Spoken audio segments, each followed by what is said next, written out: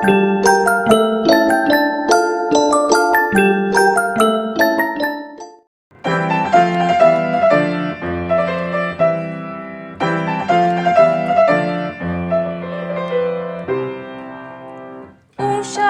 tanış olun, bu qız əsbərdir.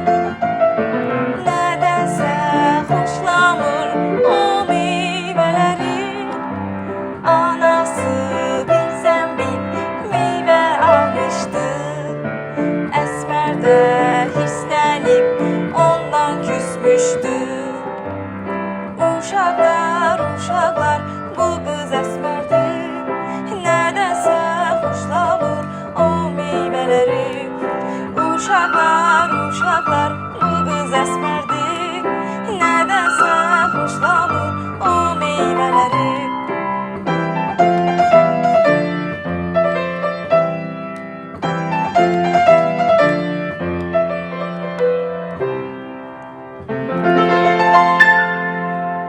Meyvələr dözmədi bu məzəmmətə.